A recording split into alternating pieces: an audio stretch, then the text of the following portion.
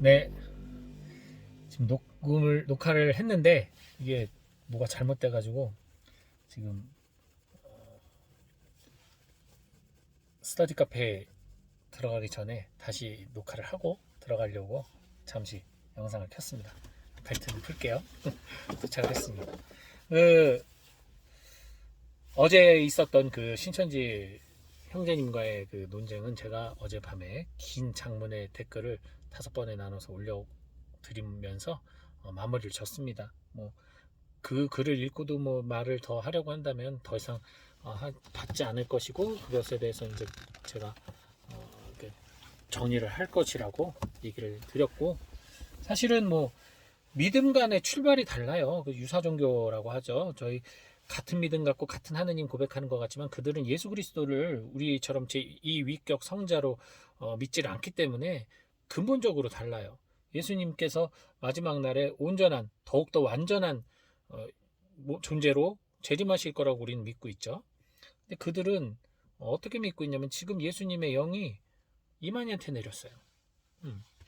그리고 보혜사인 이만희의 시대, 각 그 시대별로 이제 그 예수님의 시대가 있었고 이긴 자의 시대, 그리고 지금 보혜사 이만희의 시대라고 얘기를 하고 있고, 뭐 이미 뭐 복음을 넘어서는 삶을 살고 있는데요. 뭐 그것을 그 안에서 되는 해석이 우리야 같을 수가 없는데 계속 그 해석을 저에게 요구를 하고 있으니 기본적인 믿음관이 다른데 어떻게 그거를, 뭐 그들은 우리가 틀렸다고밖에 말할 수가 없는 거예요. 기본적으로 틀린 시작을 갖고 있으니까 이건 다른 거예요, 완전히. 그러니까 더 이상 그런 말에 현혹될 필요도 없고, 더 이상은 뭐 그들과 논쟁할 의미가 없다고 생각을 하고, 그래서 조치를 취하도록 하겠습니다. 오늘 독서 말씀에 이제 필리포스가 나와요. 필리포스는 스테파노와 함께 뽑힌 7 보조자 중에 한 분이에요. 뭐 우리나라에서야 부재 그러면은 이제 신부되기 전 1년 동안 거치는 과정 정도로 여기지만, 사실은 이 봉사자는 사도들처럼 전도도 하고 선포도 하는 아주 귀한 성직자의 어떤 한 분이라는 거 꼭 기억해 주시고요. 그냥 사제품 받기 전 단계라고 생각하지 마세요. 그거는 그냥 우리나라 교계제도상 이렇게 만들어진 거지, 실제로 부제는 부제의 역할이, 고유한 역할들이 있습니다. 그리고 그 이제 네시를 만났는데, 네시가 필립보의 그 이야기를 듣고 난 다음에 여기 물 있습니다. 내가 세례받지 못할 이유가 어디 있습니까? 라고 얘기를 해요. 그래서 제가 아침에 형제들한테, 자, 이렇게 말을 하고 있는데 여러분들이 보기에 내시는 세례받지 못할 이유가 있어요? 없어요? 있어요? 그러더라고요. 예. 어, 무슨 얘기인지는 다 알죠. 세례 받을 이유가, 못 받을 이유가 없죠. 이제 주님을 알고 구원을 알았기 때문에 충분히 세례 받을 수 있는데, 그럼에도 불구하고 우리들의 왠지 이 무의식 중에는 껄쩍지근한 거야. 넷이라는 그 자체가, 넷이가 뭐예요? 자기 성기를 훼손한 거잖아요. 오리게네스 교부도 그 훌륭한 성덕과 대단한 그 학덕을 갖고 있는 그런 대단한 신학자였음에도 불구하고 성서 말씀대로 살기 위해서 자신의 성기를 거세했다가 결국 성인의 품에 못 올랐잖아요. 그것처럼 어떻게 보면은 그런 회복할 수 없는 어떤 죄 중에 머물러 있다라고 느껴지는, 우리 생각에 느껴지는 상황이 있을 때 우리는 그 자격을 따지게 되는 거죠. 자격. 저 사람이 구원받을 자격이 있을까? 저 사람이 용서받을 자격이 있을까? 절대 용서할 수 없어. 이런 게 된다는 거죠. 그런 부분을 봤을 때 참 머리로는 용서하고 머리로는 회개하고 머리로는 내가 죄인이라고 말을 할 수 있는데, 생각으로는 그게 가능한데 진짜 나의 무의식 속에서 과연 그 생각한 만큼의 겸손함으로 하느님과 이웃들에게 다가갈 수 있는가 라는 모습을 성찰해 보게 됩니다.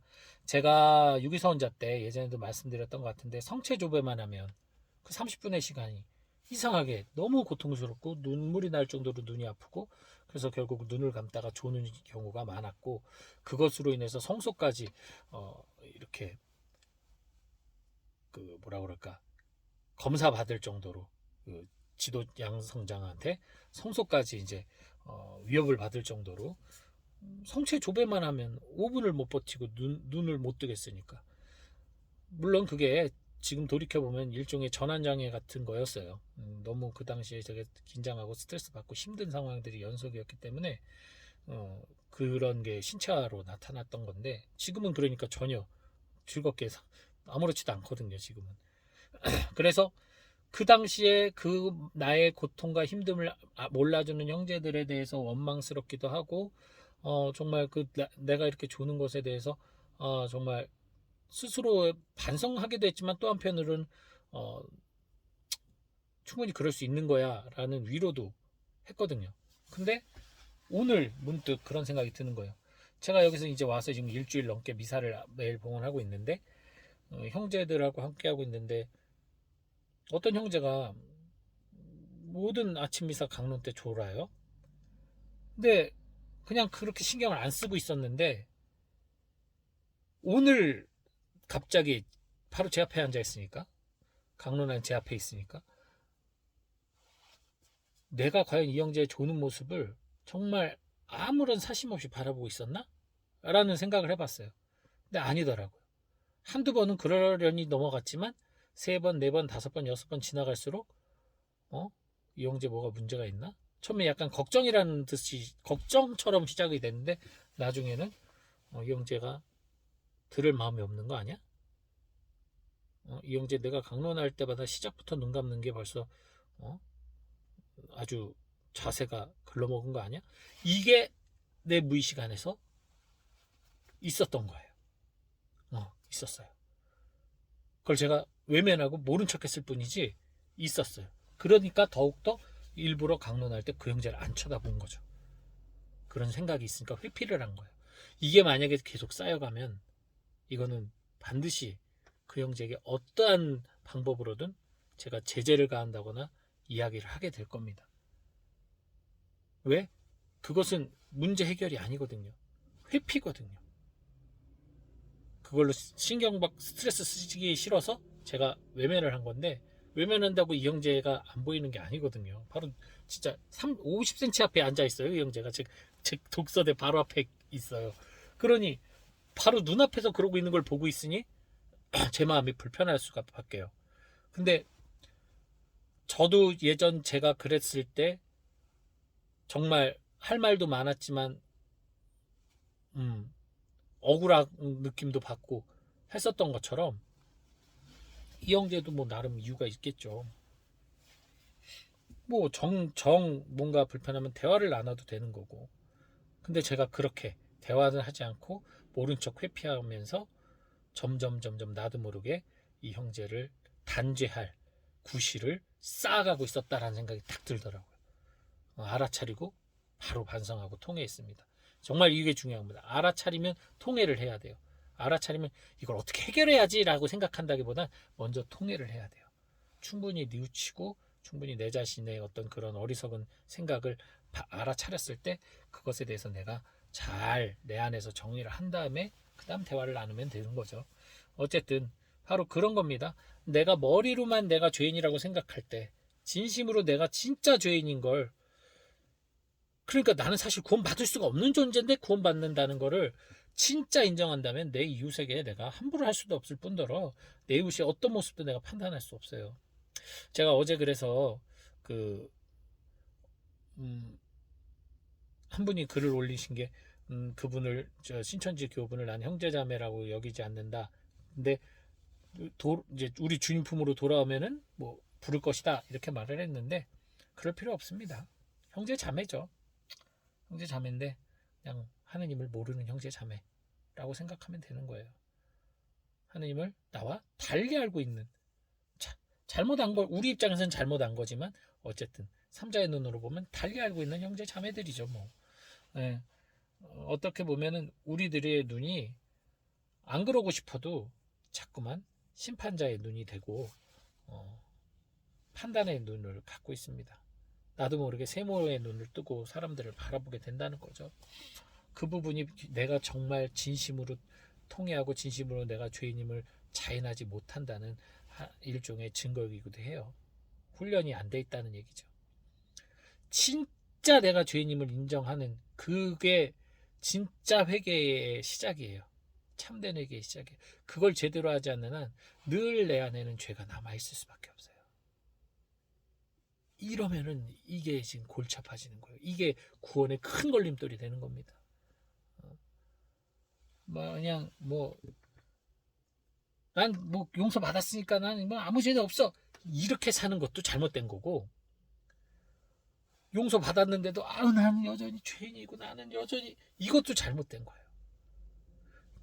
극과 극을 가지 마시고, 이럴 때는 나는 주님이 없으면 늘 구원받지 못할 죄인인 상태다라는 거, 내가 아무리 노력을 하고 살아도 열심히 선을 베푸고 해도 주님이 없으면 구원받지 못하는 사람이라는 것을 인정하고 사는 거예요. 주님이 있기에 내가 선을 베푸는 것이 값어치가 생기는 거고 빛이 나는 거예요. 주님이 없으면 선 베풀든 뭐하든 난 죄에 머무는 죄인이기 때문에 구원을 받을 수 없다. 주님만이 나의 구원이시라는 것을, 그걸 항상 기억하시길 바랍니다. 그리고 오늘 복음 말씀은 한 소절만 말씀드리고 싶어요. 마지막 부분인데, 예수님이 이제 생명을 주는 빵, 그리고 그 빵은 바로 당신 살이라고 마지막에 오늘 복음 마지막 부분에 말씀을 하고 계신데, 성체성사의 예언이기도 하죠. 어떤 면에서 보면 저희 수도자들은 매일 미사를 하고 매일 성체와 성회를 모셔요.